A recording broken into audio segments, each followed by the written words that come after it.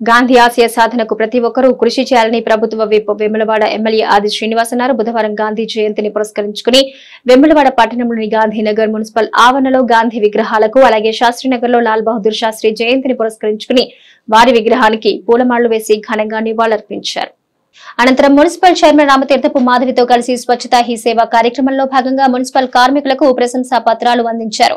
ఈ సందర్భంగా ప్రభుత్వ విప్ మాట్లాడుతూ గాంధీ ఆశయ సాధనకు మనమందరం పాటుపడాలని, మహాత్మా గాంధీ మన దేశాన్ని బ్రిటిష్ వారి చెర నుంచి విముక్తి చేయడానికి ఎంతో పోరాటం చేశారన్నారు. అన్ని వర్గాల ప్రజల్ని ఏకతాటిపైకి తీసుకొచ్చి గొప్ప పోరాటం చేసిన గొప్ప వ్యక్తిని కొనియాడారు. ఈ తరం యువత వారి ఆలోచనలు తెలుసుకుంటూ ముందుకు వెళ్లాలని పిలుపునిచ్చారు.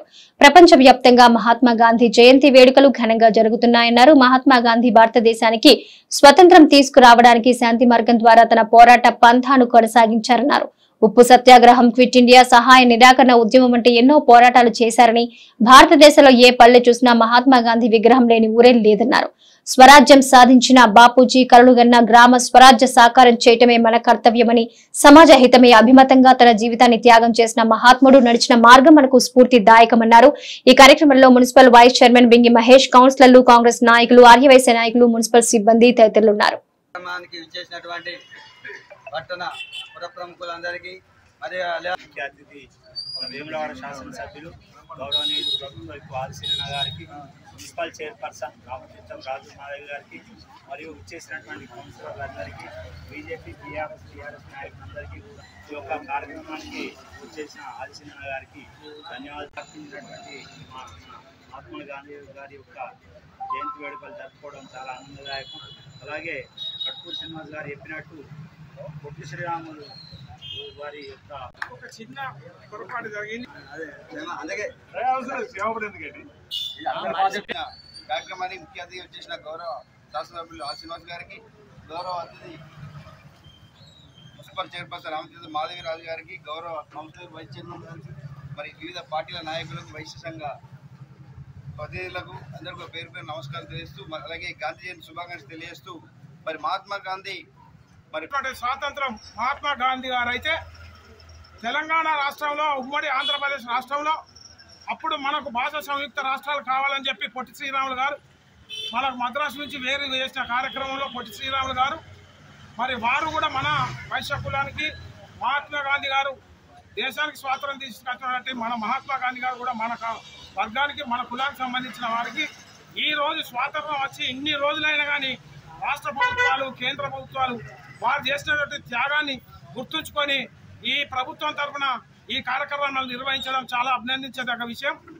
అన్నగారైనటువంటి ఎమ్మెల్యే గారికి నేను ఒకటి చిన్న సూచన, ఏదో మొన్న పేపర్లో అక్కడిక్కడ వాట్సాప్లో వస్తుంది, ఏదో విశ్వవిద్యాలయం పేరు పొట్టి శ్రీరాములు విశ్వవిద్యాలయం పేరు మారుస్తున్నారు అని చెప్పి దానికి మన వేములవాడలో గాంధీ జయంతి సందర్భంగా వచ్చేసినటువంటి మన శాసనసభ్యులు, మన ప్రభుత్వ వైపు మన ఆదిశీలన గారికి ధన్యవాదాలు. అదేవిధంగా మన మున్సిపల్ చైర్పర్సన్ గారికి, మన కౌన్సిలర్లకు, మన కాంగ్రెస్ నాయకులకు, మన కార్యకర్తలకు, మన వైశ్య సోదరులకు అందరికీ నా యొక్క ధన్యవాదాలు తెలుపుకుంటూ, ఇలా గాంధీ జయంతి సందర్భంగా గాంధీజీ ఆశయాలను నెరవేర్చుదామని ఇలా ఇక్కడ వచ్చినటువంటి పెద్దలందరికీ ధన్యవాదాలు తెలుపుతున్నాను. మహానుభావుడు అందరి వాడు. మన ప్రతి కూడలలో ప్రతి ఒక్క మహానుభావుని కూడా పూలదండలు వేసి మున్సిపల్ పరంగా నివాళులర్పించుకోవడం ప్రతి సంవత్సరం జరుగుతుంది. మరి ఈ సంవత్సరం కూడా ఒక ప్రత్యేకతతో టెంట్ను కూడా ఏర్పాటు చేయడం జరిగింది. ప్రతి సంవత్సరం కూడా ఈ విధంగా ఏర్పాట్లు చేస్తూనే ఉంటాము. మరి ప్రపంచంలోనే అతిపెద్ద మన భారతదేశానికి స్వాతంత్రం రావడానికి గణనీయమైన పాత్ర పోషించిన వారు ఎవరైనా ఉన్నారంటే అది మన గాంధీ గారు. మరి వారు బ్రిటన్లో చదువుకున్న, మరి దక్షిణాఫ్రికాలో ఉద్యోగం చేసిన, మరి ఎన్నడూ భారతీయులను మర్చిపోలేదు.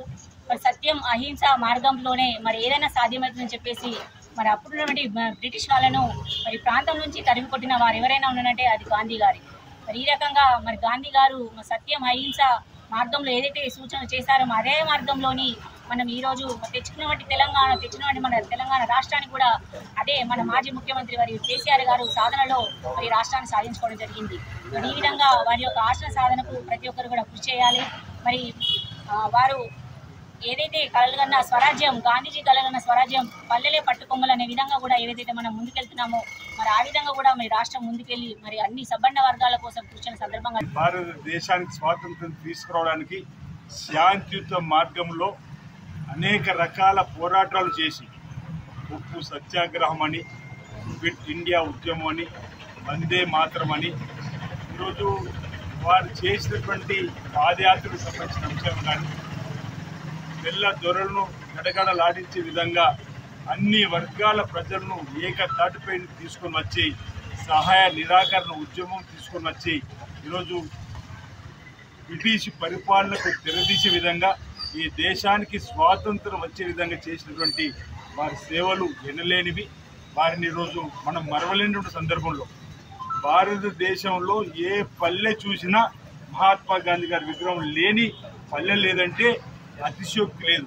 ఆ విధంగా భారతదేశ ప్రజల్లో హృదయాల్లోకి చొచ్చుకుపోయినటువంటి నేత ఎవరన్నా ఈ సమకాలీన ప్రపంచ దేశంలో ఉన్నారంటే మహాత్మా గాంధీ గారికి ఆ విజయం దక్కుతుంది.